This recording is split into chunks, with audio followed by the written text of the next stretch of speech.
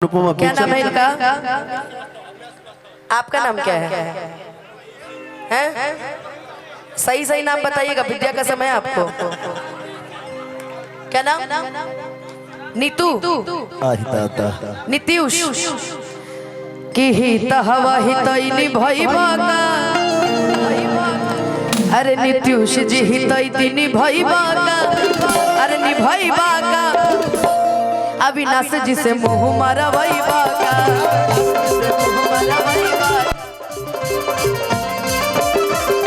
हित हवा हितैनी भइबा का, निभइबा का। हेलो हाय, इनकर नाम बताई था कुर्ता वाला के बिक्की दुबे की हित हवा हितैनी भइबा का। बिक्की भैया, अरे निभइबा का हाय बिक्की भैया से मुँह मर। हवा हितैनी भइबा का। और हाय पियर कुर्ता वाले ज्यादा सुंदर लग रहे हैं। क्या नाम है? गौरव की हाय कुर्ता पहिरला से हीरो न कहइबा ये बबुआ। एगो बड़ा गंदा गाड़ी सिखले बनी हो, अब हो गई कि हाय कुर्ता पहिरला से हीरो न कहइबा ये बबुआ। अरे ये बबुआ तू त लफुए कहइबा ये बबुआ। तू त लफुए कहइबा ये बबुआ। तू त लफुए कहइबा।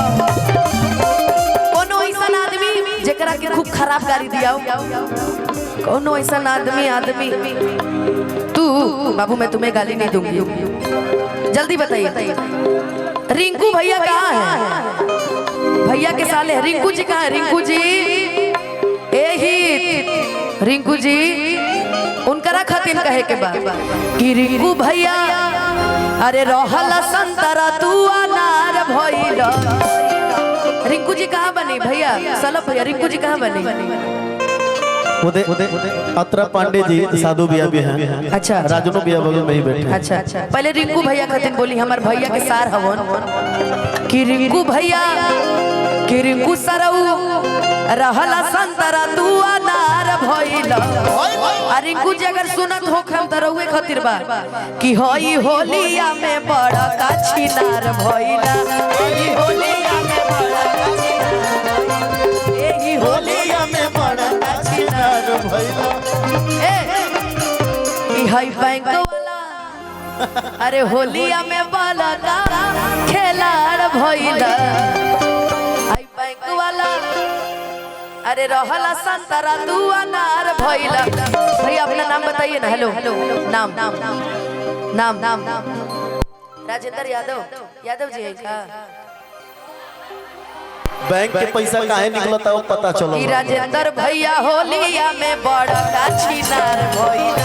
भैया होलिया में बड़ा का छिनार भइला। भैया होलिया में बड़ा का छिनार। हेलो देखिए हमारे बीच में भोजपुरी का छोटू नहीं सॉरी मेरा दोस्त आया है, छोटू मास्टर विकास जी, नहले पे दहला के विजेता। इनके बड़ू भाई भी आए हैं साथ में, वो सफेद पहन के बड़ू भाई। तो मेरा बहुत ही अच्छा दोस्त और बहुत ही अच्छा गायक आज के समय में, मेरा भाई, मेरा दोस्त, मेरा मित्र। केहू से आज तक हमरा खातिर लड़ लेना जीवन में लड़ भी ना पाई, पहले ही भाग जाला छोड़ के मैदान। आओ मार दे, अभियो मौका पर मार दे, हिट कर दे इनका रखे। आओ इधर आओ। ये राजन यादव भी है भैया के करीबी।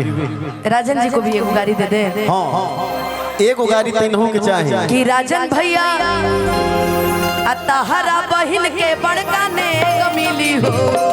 देखिए हमनी में हित के बहिन के गाड़ी आवल जाला, बड़ा बढ़िया रहेगा। छोट भाई हमार तू भाई नहीं खी, हम आपको भाई नहीं मानते हैं, पहले बता दे रहे हैं। आप हमारे रिश्ते मित्र लगिए, भाई मत लगिए। अपने गाड़ी दी हम बताइए भैया कि राजन भैया तहरा बहिन के बड़ा गाने मिली हो। दूगो जो बन रखे खातिर दूगो बेग मिली हो। दूगो जो बन रखे खातिर दूगो बेग मिली हो। दूगो जो बन रखे खातिर दूगो बेग मिली हो।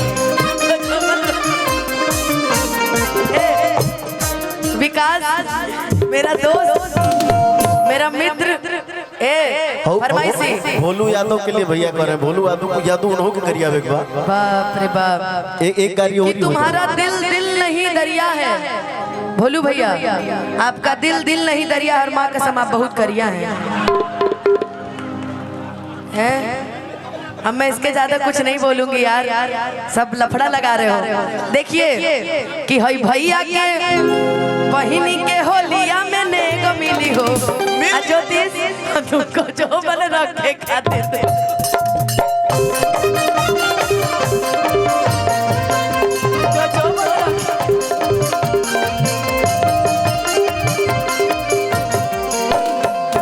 बुझा रहा दुल्हा बन के आइल बने होली। अनुपमा हाई जितना लोग बा बाबू एक और माइक बाबू, एक और माइक घरे बा होली मनावे गइल बा।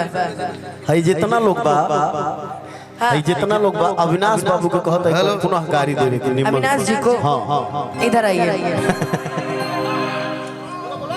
हेलो हेलो हेलो कि हमें हर घड़िया रुजू है तुम्हारी, कि होती है कैसी सनम बेकरारी। अभी मैं एकदम फ्री हूँ, मेरे जीवन में कोई मोह माया नहीं है। कित आप अपनी तरफ से फ्री हैं। 7 फेरों से जन्मों का ये बंधन तुम्हें यूं ही चाहेंगे। मैंने जिसको दिल से मानती हूँ मैं कभी गाली नहीं देती, लेकिन इन लोग को भी मानती हूँ, तो आप तो फंसे हैं, अभी आपको भी दूंगी। तुम्हें यूं ही चाहेंगे जब तक है दम, बहुत प्यार करते हैं बबुआ से हम, बहुत प्यार करते हैं बबुआ से हम। कसम चाहे ले लो, कसम चाहे ले लो, खुदा की कसम, बहुत प्यार करते हैं तुमको सनम, बहुत प्यार करते हैं तुमको सनम। भैया मुझे पूरा नहीं आता, एक ही लाइन आता है। और बाबूजी आपके लिए कहना है कि अभी ना जाओ छोड़कर, कि दिल अभी भरा नहीं। और मैं चाहूंगी अपना प्यार और आशीर्वाद ऐसे ही देते रहेगा। मैं चाहूंगी बाबूजी के लिए एक जोरदार ताली बजा दीजिए, खूब सारा आशीर्वाद और प्रेम। कि अभी ना जाओ छोड़कर, कि दिल अभी भरा नहीं। एक बार प्रेम से बोलिए भारत माता की। क्या गाना फरमाइश करते हैं? अरे